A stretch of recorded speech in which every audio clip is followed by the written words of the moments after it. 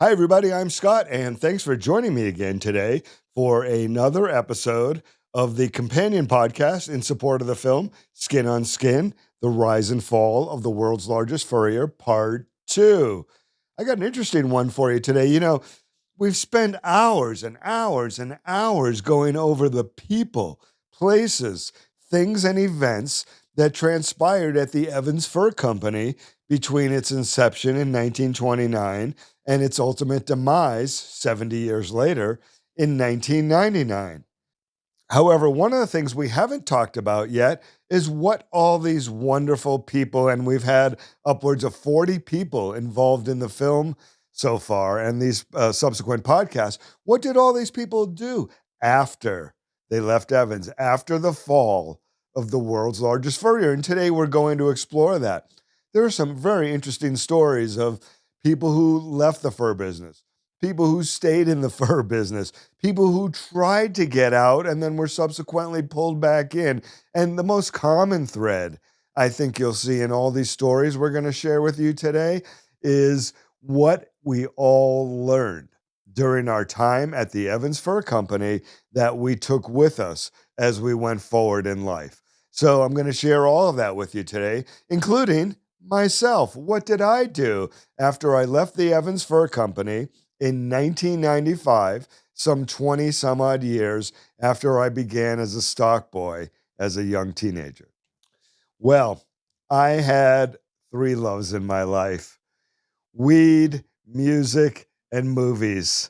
And I've spent my subsequent almost 30 years since I've left the Evans Fur Company chasing those three dreams, beginning with the first one, which I'll share with you now, my attempt to be in the music business in some form or another. I had no ability or experience to be a musician. I had some friends growing up who would become top musicians in the world. But I wanted to be around music. One of the few things I cared about was rock and roll, man. It was the best. And so after leaving Evans, I started what was called a zine, a fanzine at the time, called Rock Love Magazine. It was named after a Todd Rundgren and Utopia song. And for about 5 years, we went around and covered all the great up-and-coming acts, all the great classic acts. We looked at new albums. We interviewed lots and lots of musicians, and we showed our appreciation and our love for rock, as opposed to what everybody else in the industry did, which was to denigrate it and knock it and try and bring it down. Sounds a little bit like some of what went on at Evans. But anyways, I did that for almost 5 years and through a couple of rounds of funding, and we just could not get it to launch any larger than the small zine size that we had gotten it to, with several tens of thousands of subscribers. It just wasn't enough. We eventually abandoned the paper product, went strictly online, and went for as long as we could. But that was the first pillar in my attempts to figure out what the heck I was going to do with myself after leaving the Evans Fur Company. I'm Michael Idless, and this is Skin on Skin, The Rise and Fall of the World's Largest Furrier, Part 2.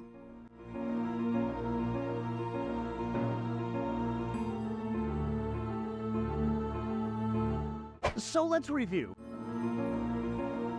We have Rose Walcove being sold to Julius Meltzer when still a spinster at age 29.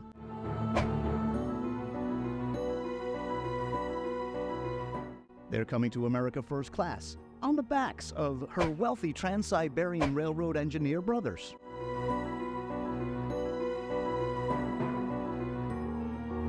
Rose's depression sending her reeling and eventually to bed to stay.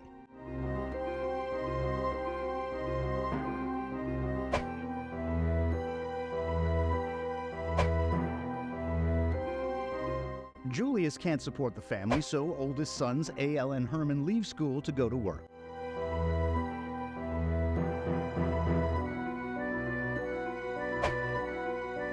Oldest daughter Thelma is sent to finishing school to learn to care for them all.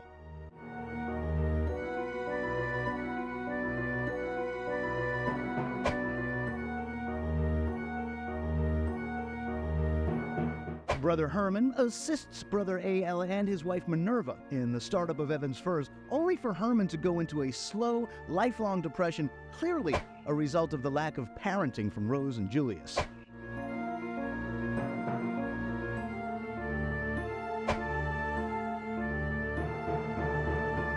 Brother-in-law Harold Sussman and his wife, oldest daughter Thelma, are sent to Boston to expand the company east. Thelma never forgives her brothers for the move away from the family.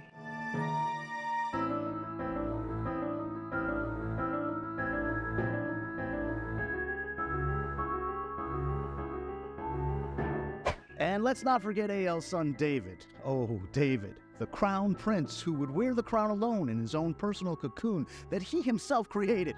Loved by those who worked for him, admonished by family for his selfish and narcissistic ways.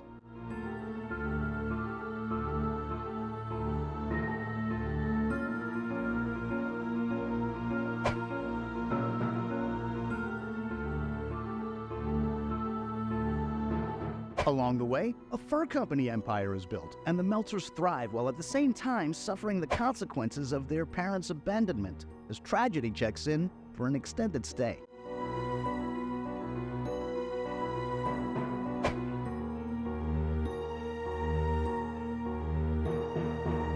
As we recounted, from the moment they began selling squirrel scarves in 1929, Evans Furs seldom knew from tough times. What A.L. Meltzer had hit upon was growing and growing, and the business kept moving forward.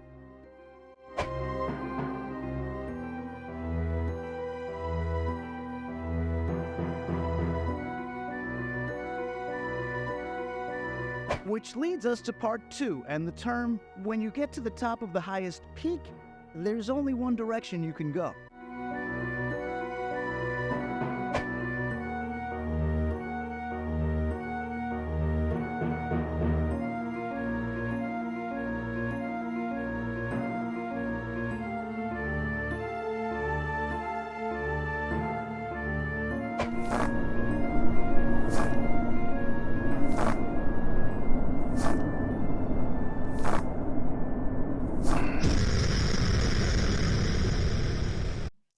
Okay, so let's begin, and let's start with those that left the fur industry. There are some interesting stories here, and let's just dig right into it.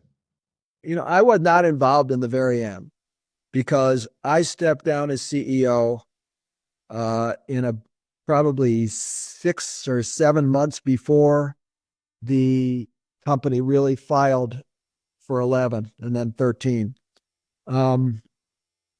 Because I was convinced that the apparel business, which was a much bigger business in the Chicago market than the fur business, could have survived and been viable on its own. And so my idea was like the opposite of what my father's approach would have been.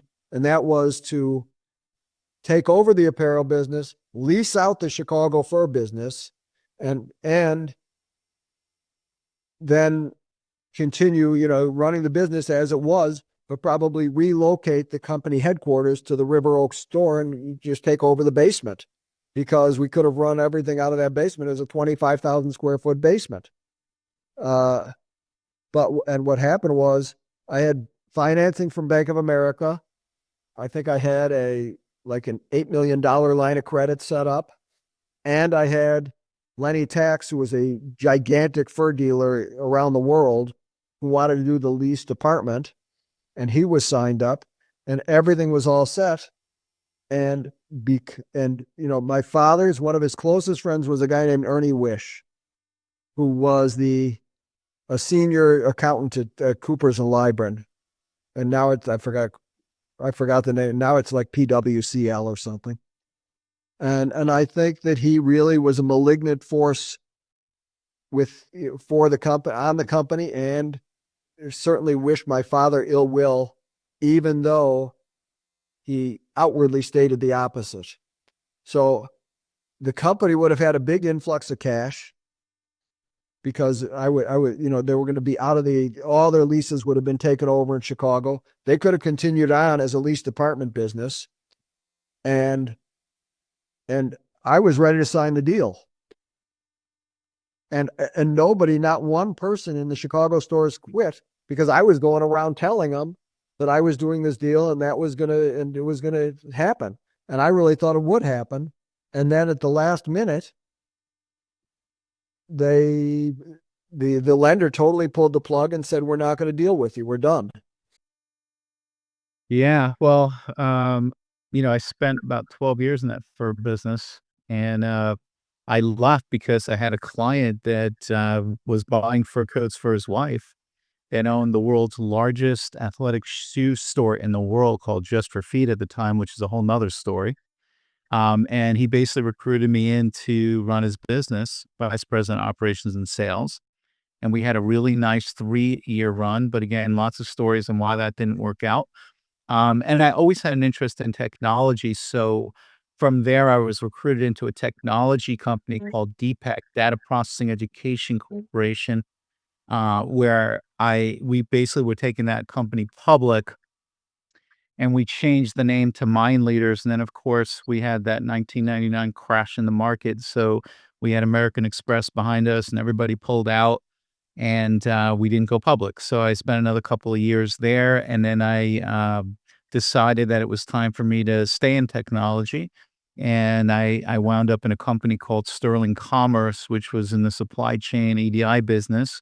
Got very much into that business for, again, another 10 or 12 years almost, and got recruited in when the acquisition of our company was made to IBM, and then spent another decade at IBM and built that business up. The last thing I did at the IBM company was I ran the Watson Customer Engagement Group for Commerce in North America. And then we sold it. We sold 2 pieces of the business, one to HCL in India, and the other piece to an equity company in New York called Centerbridge, where I went. And we built a new company called Acoustic, which was a digital marketing agency, where I did that for a few years. And then I got recruited into where I'm at today, working for a Quebec City, Canada company called Coveo in the enterprise search technology business with Gen AI. So it's been a quite a I've had a few careers, I guess, after the fur business in different companies, but that's the quick update on me. Actually did do a summer training program there. So I was there for 100 days or so, 3.5 months or so. And it, two things were rewarding. One, I really enjoyed learning more about the fur business and about furs, about the organization and the people that were there. And I was also appreciative that nobody realized my relationship to David Meltzer until the last day, with one exception. Norm Geller and Mark Pasternak knew who I was in my relationship, but nobody else with on the floor of the fur salon knew who I was. So that was rewarding and fun, and I like the business. I realized that I didn't want to be in a business that was primarily commission based, which is funny because now I'm a commission based real estate broker. So it all comes full circle at some point. I got a job with Canon USA, and I was in the electronics. I changed fields entirely, and was in sales training, and sales and sales training actually afterwards. So I became a sales trainer, and that was a lot of fun for me. The culture. So this was the 80s and early 90s, right? So late 80s. Japanese culture was huge at that time, and Canon was a Japanese culture, and I was. Canon USA was in LA. It wasn't a franchise or anything. It was actually corporate. So it was very much Japanese culture. But salespeople now, I knew how to deal with salespeople. And that is one of the things that I learned from Evans with training is the mentality of sales. Now we had a training program they used and all that kind of thing, but there were so many things in the qualifying of a sale that I taught people, I think, because I learned, how you ask questions to see where people's background are, background is to get them talking about themselves, to get them picturing what this might look like for them, this kind of thing. So yes, I would say that I brought that with me from Evans, 100%. And the different kind of personalities I dealt with too, to be sure. because I was kind of seasonal, I only stopped in winter. Summer I had nothing to do, and he didn't really like that. So he says, well, go into Braintree and just sit there for the day. And they kind of looking at me going like, what are you doing here? And I'm like, well, I'm just sitting here. So, they would just send me home and go like, We'll tell if you were here, right? right. And then I'd pop into the office, and check the mail. But, that was pretty much about it. Oh my God. So what, so how long did this go on for? That went on, and I stayed there until August of 1990. Okay. So you did 'Cause one season or two seasons? I did one season because, when I said, where's my bonus? Because, it was promised a bonus. Yeah, and He you turned- doubled the business. You should have gotten a nice check. Right. And he goes, we can't give you the bonus because nobody else in the company made money. So I was assuming Evans was losing at that point. Yeah, they may have been, but again, but you know what I bet he was doing? He was going to Chicago saying, I need more of a bonus because look how well we did with this bridge. Right. Oh, I'm sure. So I was fully aware of what was going on. And I said to him, in August, I'm going to get married because I had planned getting married. And then I'm going to come back for the beginning of the season, and I'll be ready to work. But the ladies in Braintree already knew I wasn't coming back because I had told them. So they threw me a big party, and he must have caught wind of it or something. Because when I told him that, I was coming back at the end of the season, he says, I don't believe you. You're not going to come back, and I'm going to fire you now because you're just going to hang me out dry at the beginning of the season. Because, the day I was due to come back would have been the day I called him and said, I'm not coming back. Good luck to you. Go find somebody else right at that time. So did he know, or he just had an idea or a feeling? I think he had an idea. I just can't explain it. I'm so wrapped up in love, and I just can't contain it. All wrapped up in love. We're so wrapped up in love. We're just wrapped up in love.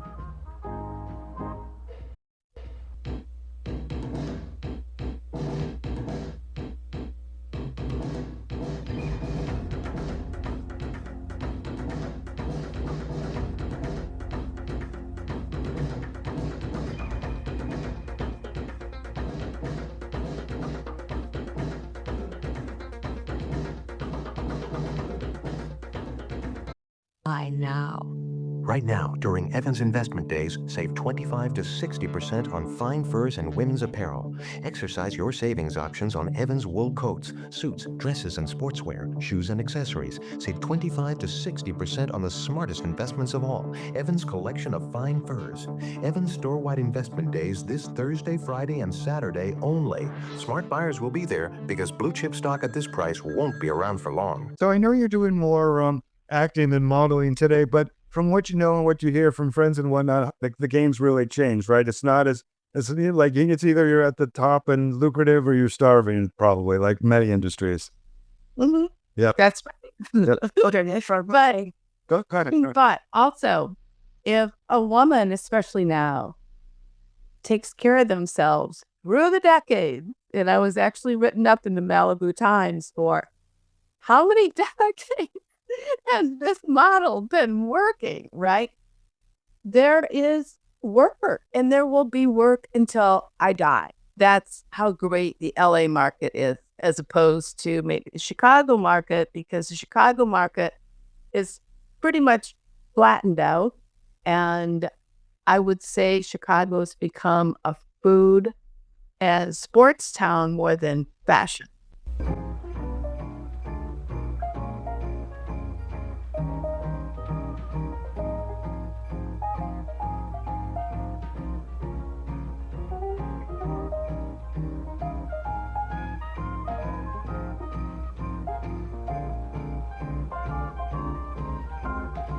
the warmest of holiday wishes from Evans.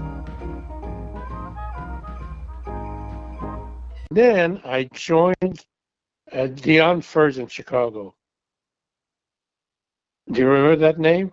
Of course. Own my own Dion. Yeah, well, I got there, and the Greek guy was very nice, and he said, LaBelle, I heard all about you. You do whatever you want, and you tell me what to do. And he said, I'll leave you a blank check here, and you pay whatever you want to pay yourself. I quadrupled the business in about 3 years, 2.5 years. And at that time, I had enough of his allure and stuff like that. Although he was a good guy, he was definitely a motherfucker. So at that time, David called me and he says, we made a mistake. David or Robert, I'm not even sure. But I did have an open heart surgery before I left Evan at that time. So he said, we have a great job for you here. Take care of Marshall Field. Oh, I said, that'd be perfect for me. So I went and took care of Marshall Field and had a ball there. Really, really enjoyed it. So I was retired for 3.5 years, I believe. So after that, I said, I got to do something. I said, I don't feel that I participated in enough shit. So I decided to do real estate.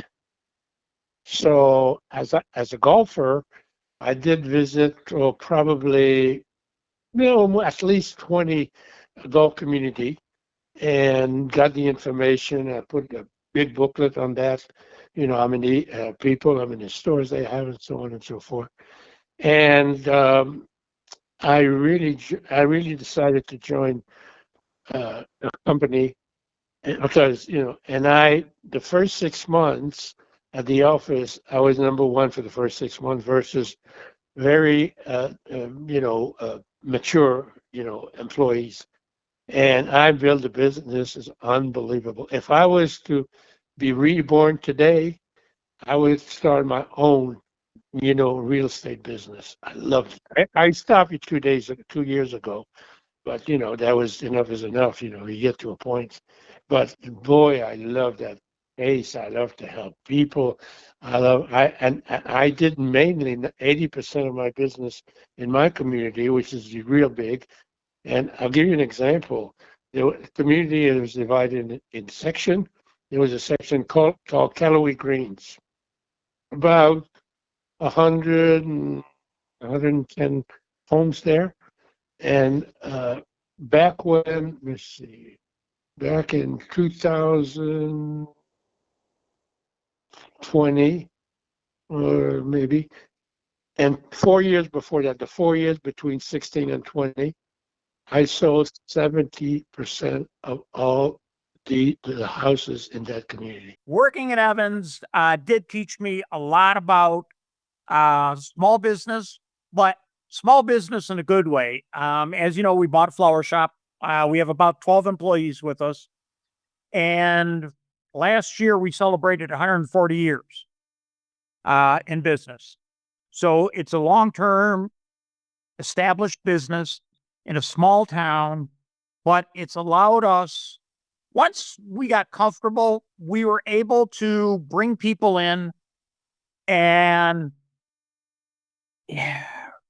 well, here's a perfect example. Our son got married 4 years ago now, and there was a young lady there. She just turned 18. She was graduating from high school, and everybody was asking her, what are you going to do? What are you going to do? What are you going to do? And she's like, I don't have a fucking clue. So she kind of broke down in tears and didn't know what she was doing and that.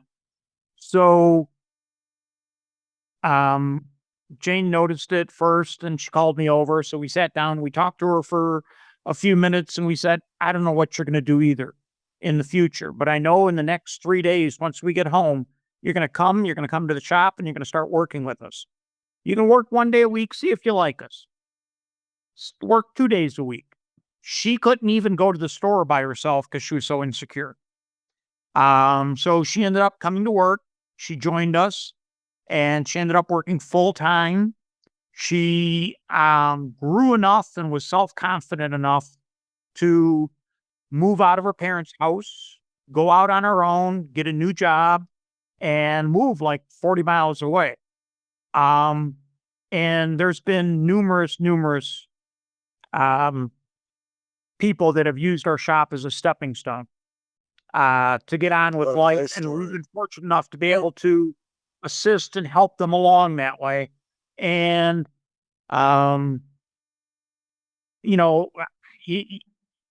we've had several people come back 10, 20 years later and just say, thanks. And that was it. And, there's no greater satisfaction in life than knowing you had a positive effect on someone. Now, I'm sure there's people that we had a negative effect on too. Which apples? Overall, there were ones that, they were kids or people. We had one young lady had a unfortunate circumstance. She lost her husband and 2 kids in a fire. And the one baby was 9 months and the other was 4 years old. Yeah. And her husband died saving him, or trying to, I should say. And we were able to get her, I'll say, out of bed and back to work. And after about 2 years, she moved to Washington, D.C. area and she stayed in the flower business, but she started a job and was able to make something of her life going forward. As you know well, with a close personal tragedy, how do you get up in the morning? How do you get out? And I know you lost your sister, but Yep. Think if it was a child or 2 and a husband all in one night. Yeah. And then you have survivor's guilt. Yeah. So that gave us a real working with her, but helping her kind of was one of the first really big ones that we did. And we've had several others that we've been fortunate enough to be in a position to help. Okay, so before we dig into those that stayed in the fur business and what they did after the fall of Evans Furs, and those that tried to get out and were, as Don Corleone said in Godfather 3, and were sucked back in every time they tried to get out. We'll get into all of those. Let me first tell you about the second of my 3 pillars of my attempts to follow my dreams after the Evans Fur Company. As I said, one of my other loves was cannabis. And around 2010, the push to legalize cannabis at the state levels was fully underway. And I came up with, after having worked with another glass company that specialized in highly customized medical glass pipes and bongs, I came up with the idea to do a glass company that was more adult-oriented for this burgeoning adult use market that was growing in the cannabis industry. It was called Sasquatch Glass, and it was a combination of a smoking glass company and an art glass company. We had everything from cups and bowls to bongs and bubblers, some items and pieces going as high into the 5-figure category. And again, for almost 5 years, we tried to get people our age and adults and even young people to come along and see what it is that we were up to. In fact, here's my partner, Spencer Ward, talking about that effort that we undertook. At one point, we're like sitting upstairs in that office and loft that we worked in, and you were talking about how rough it was and how you had thought about potentially like going to do something else and getting another job. And I remember pretty vividly, I was like, I don't know about that.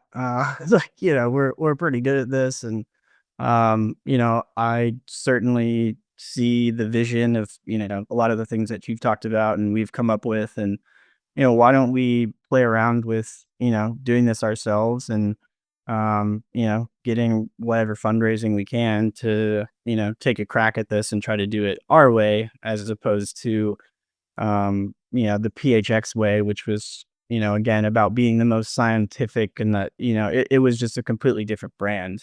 One of, I guess, when I've told the story a handful of times to people, that's kind of where it all started. And from there, again, it kind of looked similar in terms of what we were doing for PHX, but it was again pulling together, this new company that, we ended up picking the Northwest theme of, Sasquatch, and going with something that was, again, more of what we looked long term is like a lifestyle brand and a culture piece, instead of, all about the scientific attachments and, the things that PHX was known for. And so that was the second of my attempts at trying to figure out what to do with myself after the Evans Fur Company. Here's what some of the others did. Those that stayed in the business, and as I said, those that tried to get out.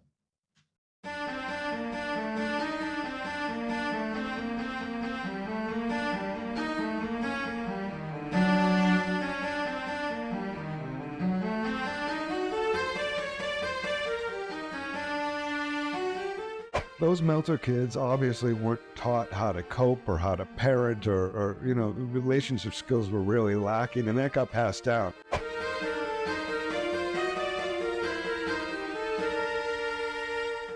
DNA really plays a role in anyone's well-being, physical and or mental health.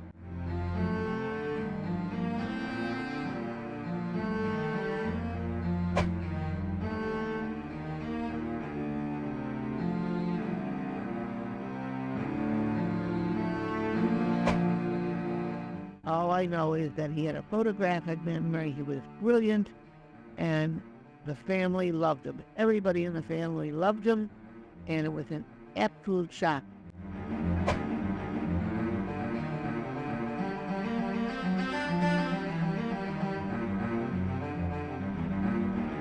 I think she loved the way I looked, so she was always, like I was her little doll. She loved, but she was very interesting and fun and vivacious.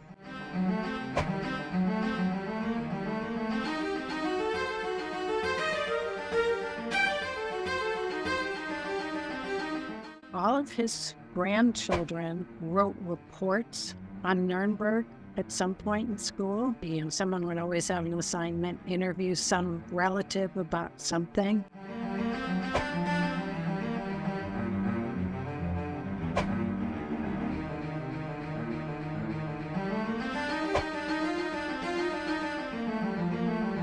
Nonchalantly would toss a question out, and the beads of sweat were pouring off as he's trying to answer Uncle Bernie's question.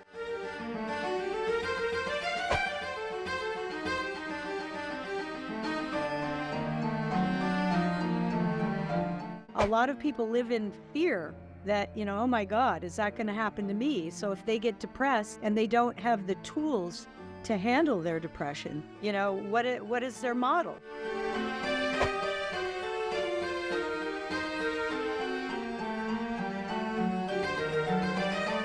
In the end, a lot of people got hurt. A lot of customers got hurt because their coats weren't there. And, it was just a bad thing. Just a bad thing.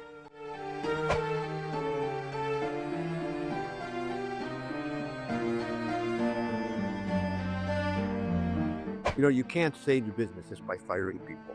They fired me. I couldn't believe they fired me.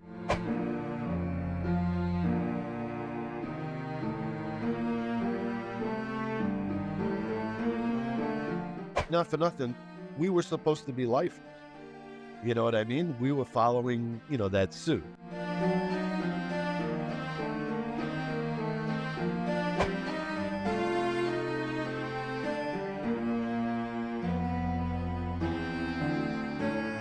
And he asked these guys a bunch of questions, and then he threw this dinosaur. I'll never forget it. He threw this dinosaur, toy dinosaur, on the table, and he says, "This is what Evans is." And you know what happened to these dinosaurs?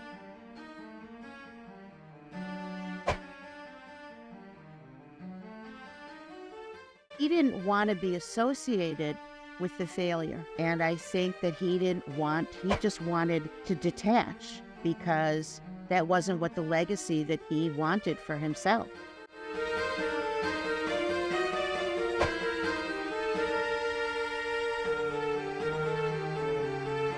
He didn't want to wake up and smell the coffee, so he just, he did the things that he enjoyed doing.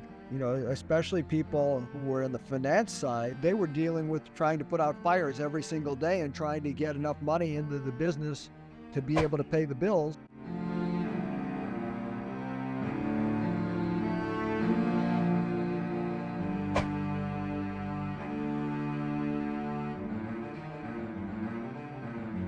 It was a very unique era of launching new product, of what turned out to be the youth quake, a youth boom, all kinds of innovation, new music, new everything.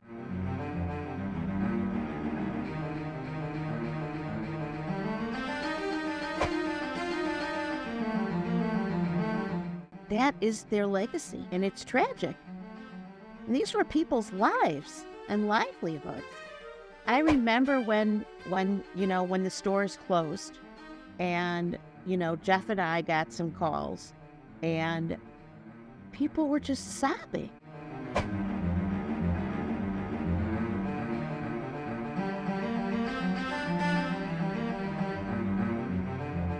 As things fell apart, that also became obvious. Well, they shut the doors on people. That was pretty high profile.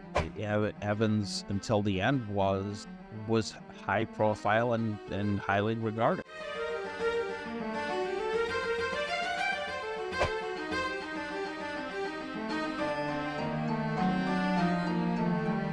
Because I remember talking with my father, telling him about my job and everything, and he was like, well, you're not a family member, so, just remember that. Always remember that, he would say.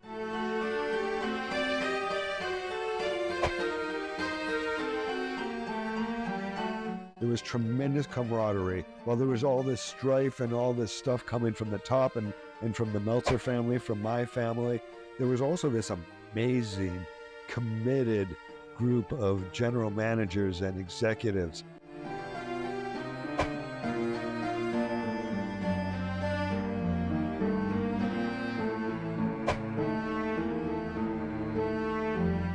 A fish has got to swim and an eagle's got to soar. That's their natural temperament and how they want to live and how they want to play. And when that's blocked, people are really unhappy.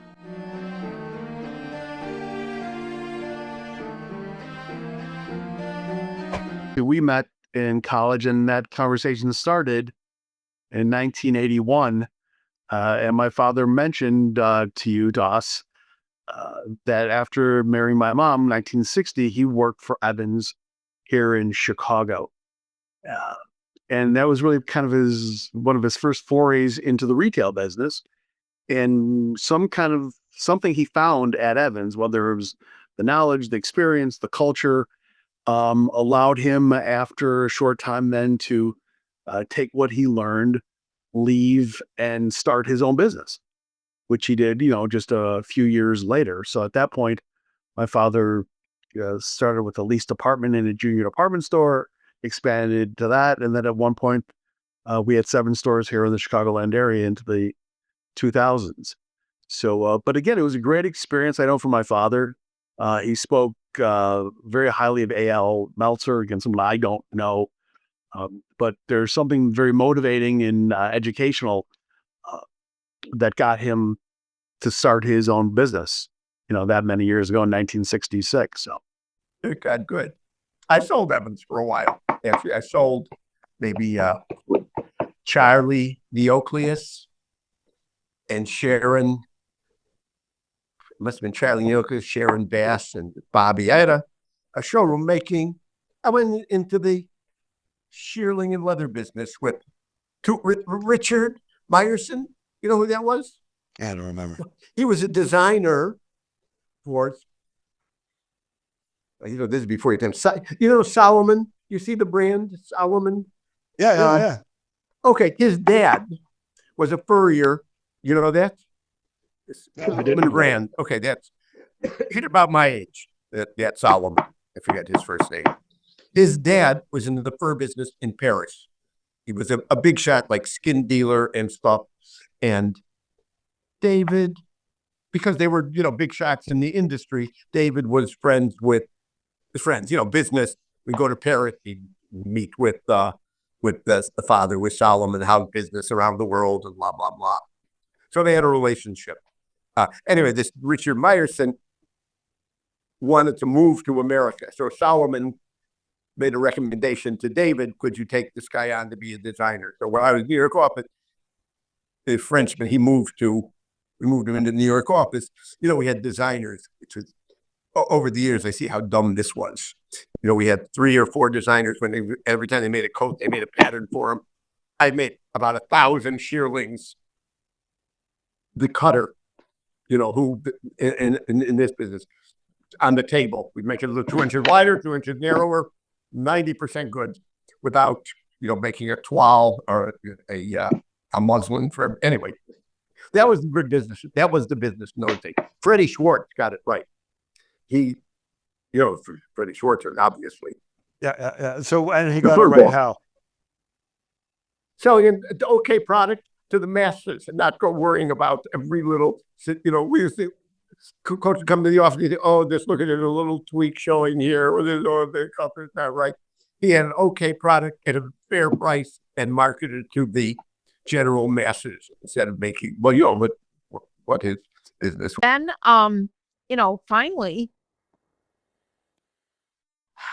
our main competitor gave me a ring and said, I'd like to talk to you.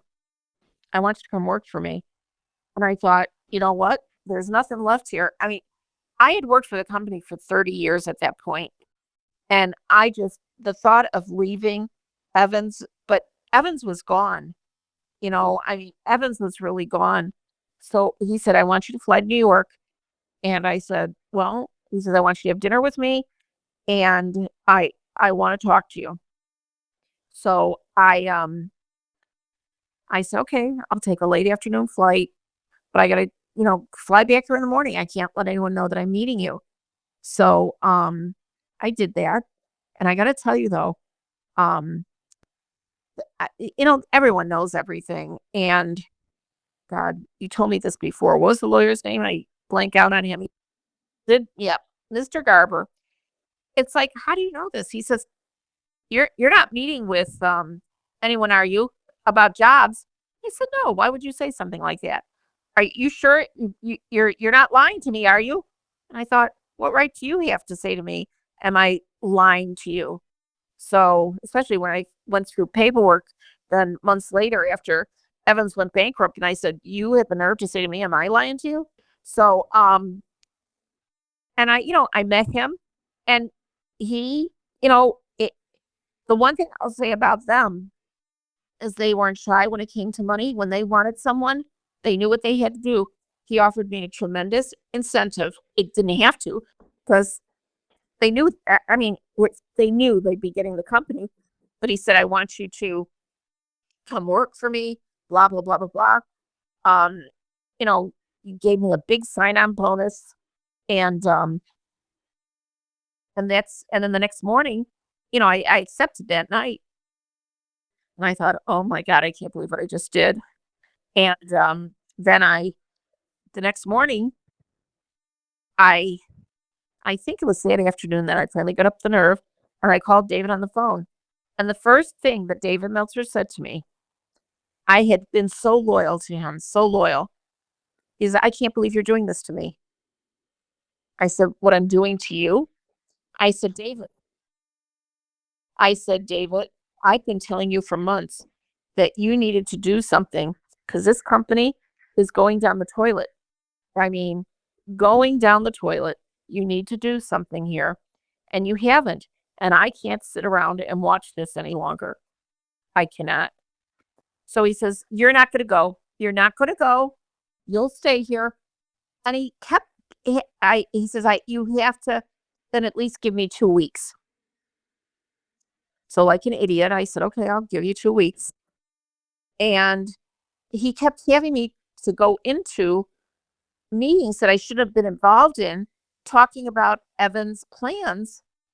And I shouldn't have been involved in that. I was going to work for their major competitor who eventually took over all the stores. So, and then finally I just said, David, after I think a week of that, I said, this is ridiculous. I have to leave. I'm sorry.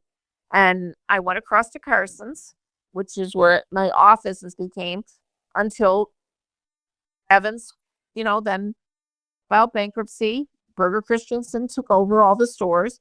And then ironically, and I this was so weird, I wound up going back over to Evans to my old office to help close down Evans. It was horrible.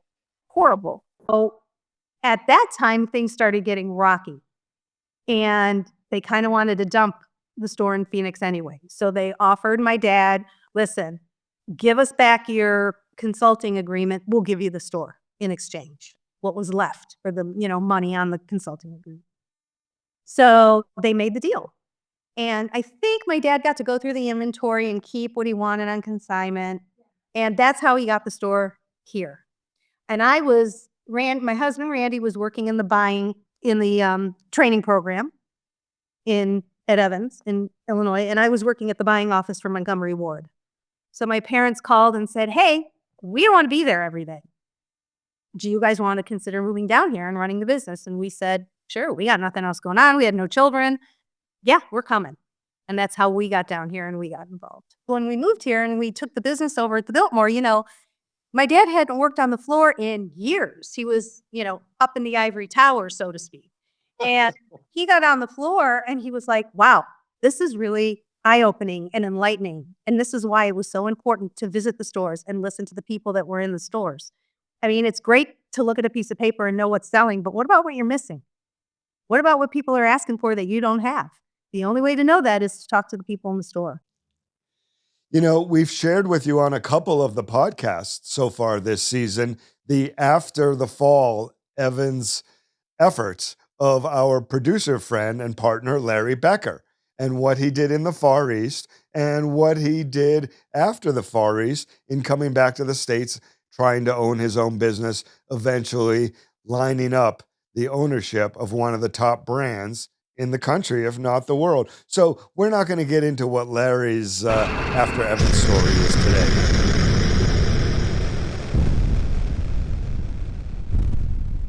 And I would go into an inspection and I would go, guys, I can't ship this.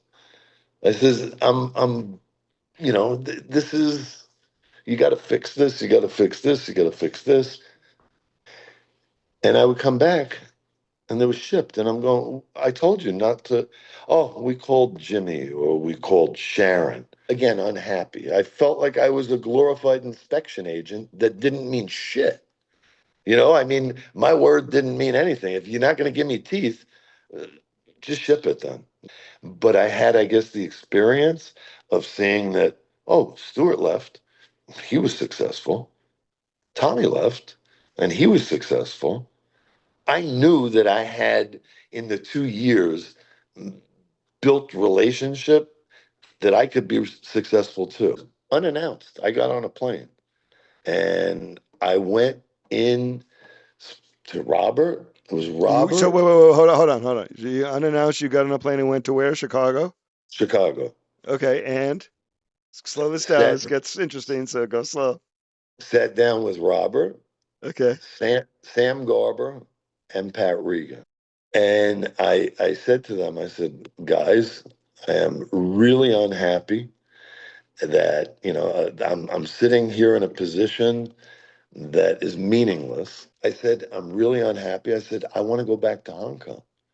And I said, I don't want to go back every 6 weeks like you guys are sending me.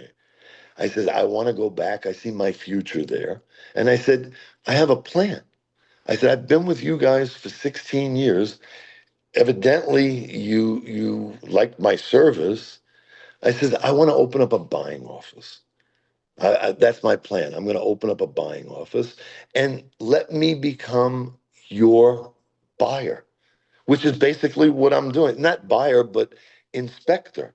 And everybody looked at me, and I think Pat was the one that right away I could see the light bulb. And he's on the phone, and he goes, Felix, I got to hang up. Larry Becker just walked in.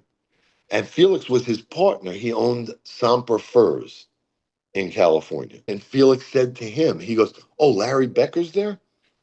Let me talk to him. And I get on the phone, and he goes, Larry, he says, thinking I want to retire or I want to step away. He was married to a woman like 25 years his junior, and she wanted to travel. She was Polish. I want to travel the world. And Wanda was her name. And he goes, you know everybody in the fur business. He says, could you find me somebody that would be capable to manage my store? And I'm saying, who do I know that would be able to go there, and be a success? And I think to myself, holy shit, maybe it's me.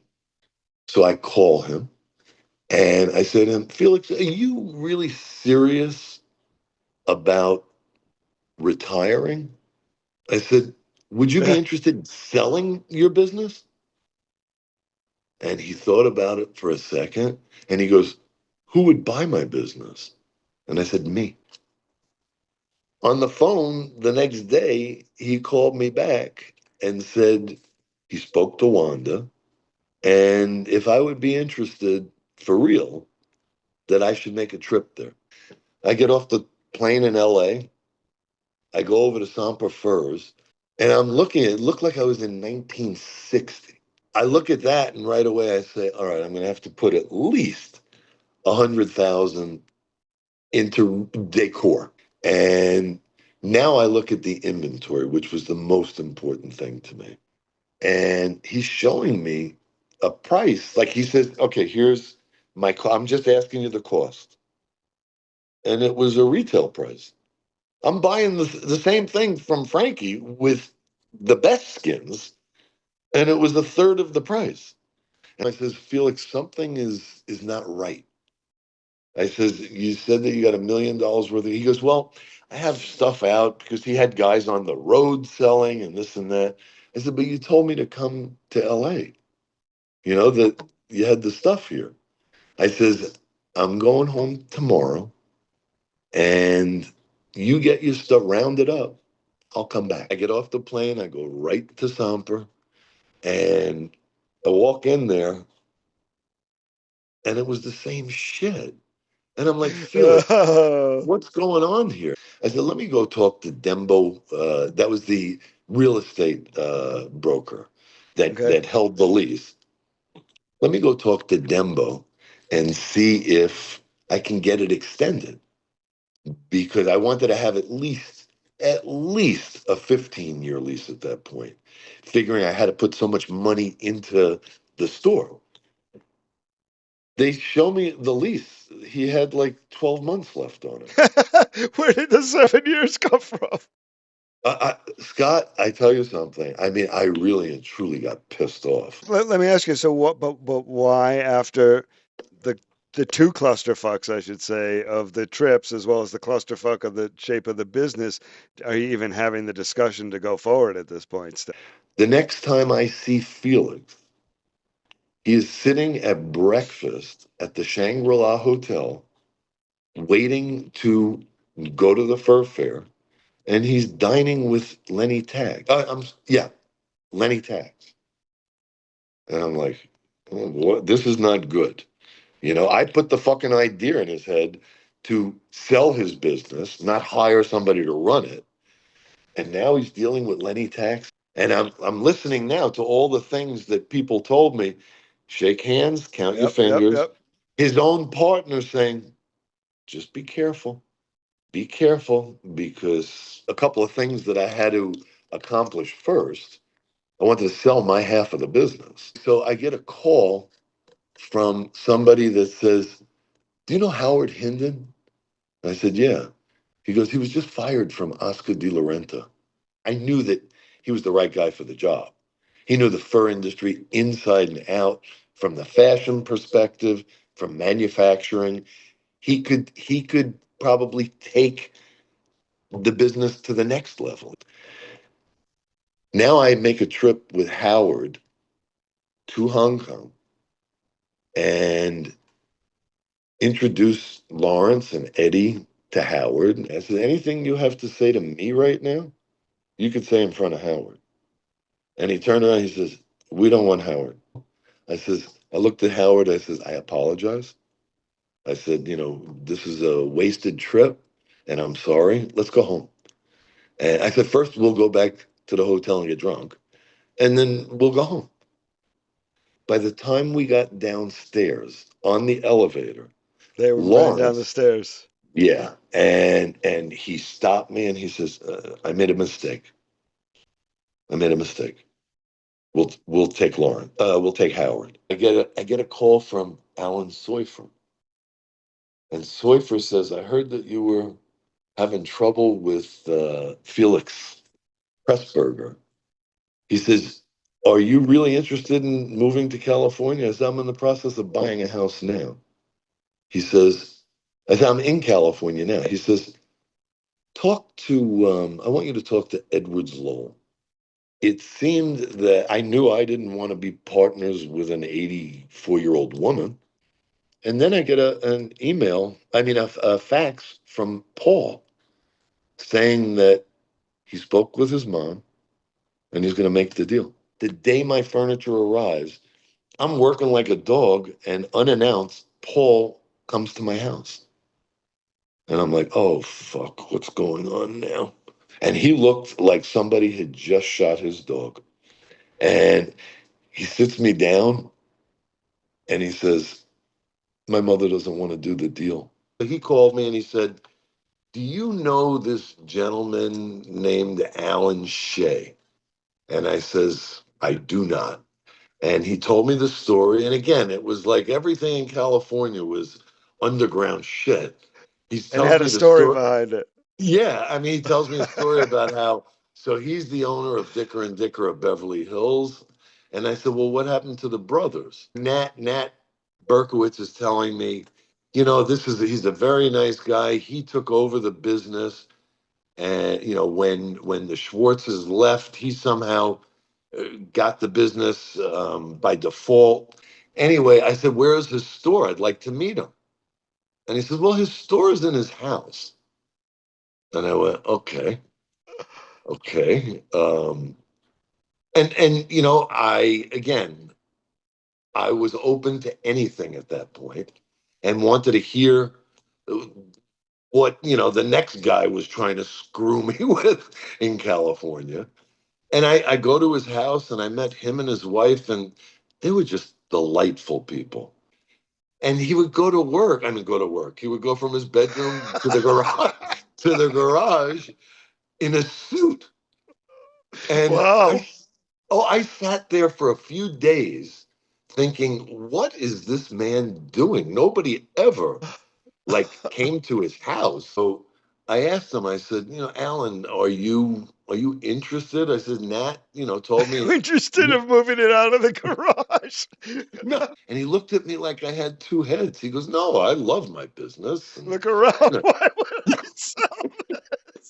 I'm sorry. Usually it's you doing this to me, but I can't help it this time.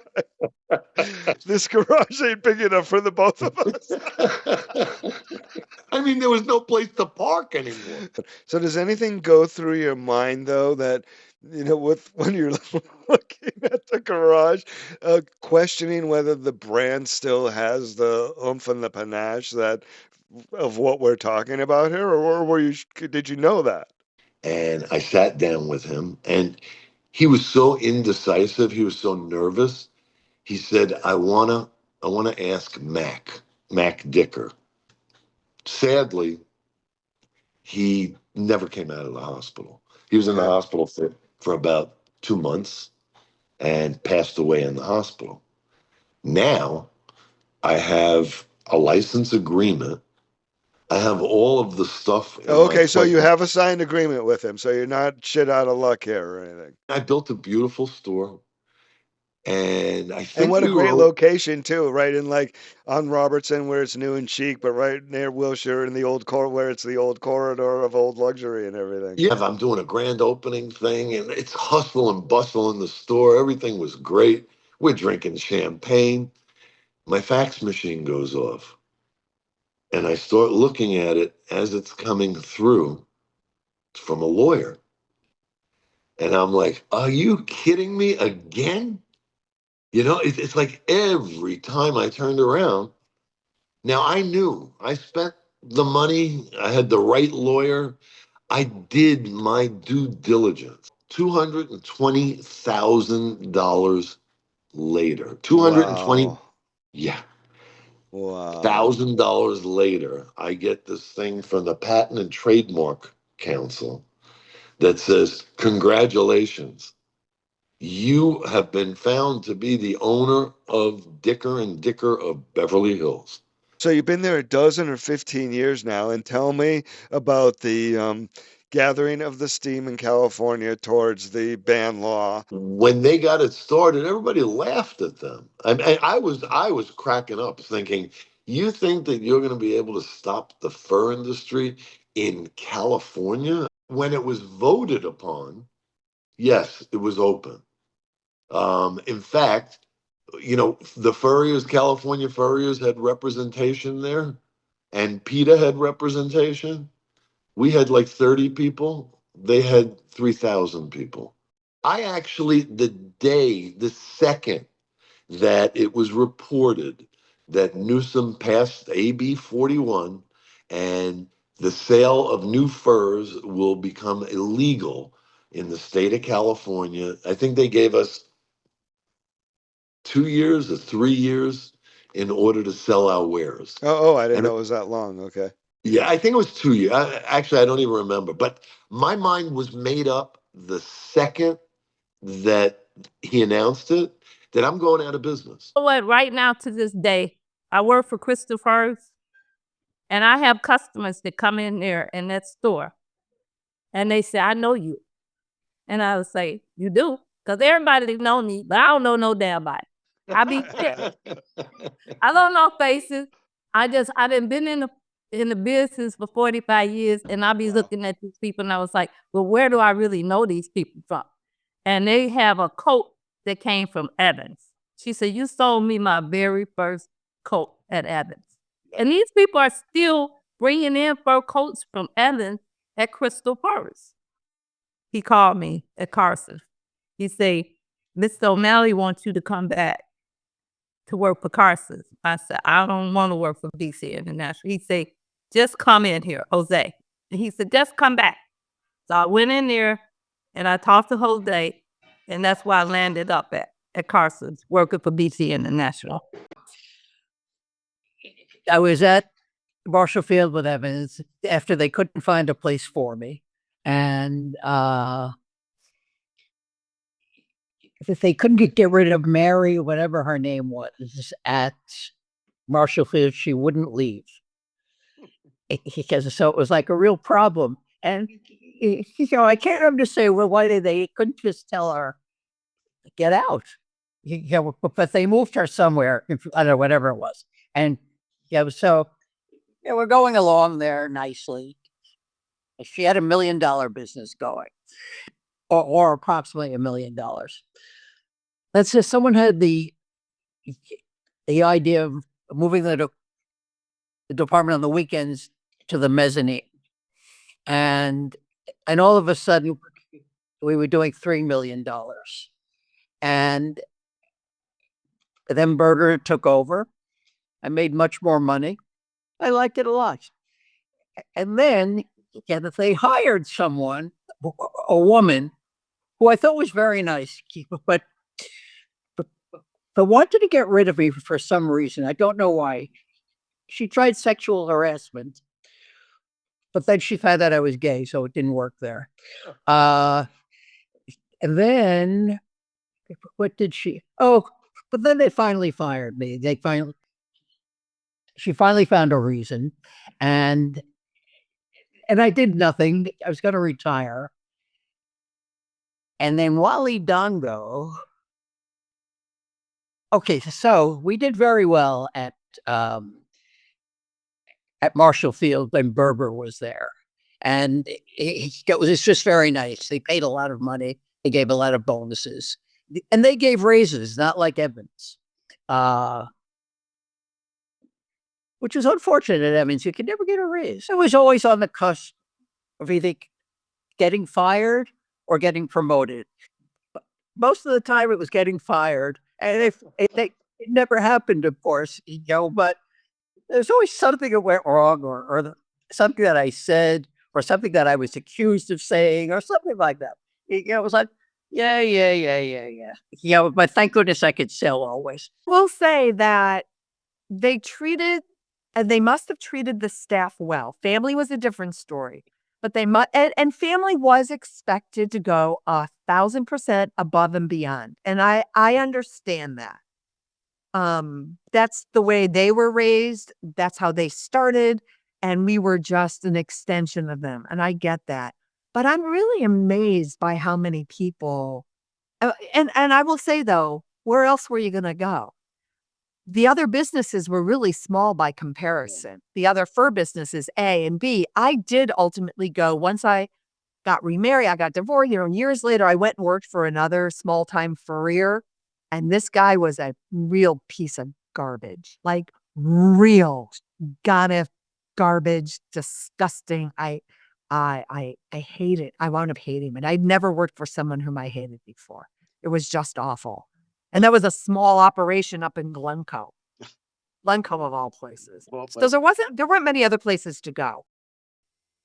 After Evans, I actually went to jewelry. I was at Jared's, became diamond manager at Jared's.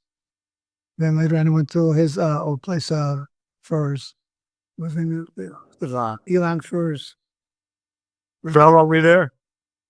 Couple years. How long is it? 3-4 years, maybe. Yeah. Yeah, but she was real tough. That Anna, the owner there, was terrible. We have two businesses. One of them is it's called Store Solutions. It's our software product, but we also do business under several names. We're in Oklahoma, we're in Virginia, we're in North and South Carolina, and Douglas Furs is, I guess, the most prominent name. So tell me quickly about the software product and why you conceived of it and what was the problem that you solved and that gave you the opening for it. So it's a mobile management system. So I can it's all obviously cloud-based, that I can tell you beyond the figures that we're talking about as far as the metrics of inventory and sales. It'll tell you a schedule of where we're at, where each garment is. Let's say it's in the workroom. It's in Johnny whoever's office. It's on rack 17C in vault number 4. It'll tell you that real time where it's at. It'll also give you a schedule of tasks and workflow in a factory setting of where it's at, what's been completed, when it needs to be completed. And then and one thing that has allowed this company to survive, the fur company, not the software, is we've gone to areas that no longer have brick and mortar stores for whatever reason. So we'll go to Fayetteville, North Carolina, excuse me. We'll go to Fayetteville, North Carolina, and we'll pick up several hundred coats for storage. So we do a reverse trunk show. We'll pick them up in a very nice presentation, Sprinter van with a matching trailer. So it looks clean and reputable. And now we have the mobile device, so all of us have an iPad, and we inspect, and we can have a menu of the services that we offer. It'll sign on a printer, a sleeve tag that goes on it. We barcode scan, goes on the trailer, goes back. Yeah, it's slick. It's a little easier than their 27,000 3x5s on the 5th floor, huh? No, that haven't. Wow, what a group of stories. And like I said, we all learned so much at Evans in the training, in the working at the Evans Fur Company, that everybody took these lessons with them as they went forward. So now let me tell you about the third pillar of my efforts to find myself after leaving the Evans Fur Company in 1995. And friends, you're looking at it. It's right here. I was always a film, television, and movie buff, and I've never wanted to do anything more in my life than what I'm doing right now, and that is creating content. coming up with movie stories as we did for the documentary, to the film Skin on Skin, The Rise of the World's Largest Furrier, and telling stories about people and about their ups and downs and their reflections on their youth and their lives in their careers. So that'll do it for today. I'm Scott. I want to thank you all so much for joining me today. I hope you found that as exhilarating as I did, seeing what all these people did with these lessons that they learned at the Evans Fur Company. Have a great day. We'll see you again next time for the next episode of the companion podcast in support of the film Skin on Skin, The Rise and Fall of the World's Largest Furrier, Part. On the next episode of the companion podcast in support of the film Skin on Skin, The Rise and Fall of the World's Largest Furrier, Part 2. A family you've learned well during this series, the Becker family. And he joined Evans Fur Company. And it was because of family and the way that family sometimes, well, you brought it out. You brought it out. Sometimes treats family like shit.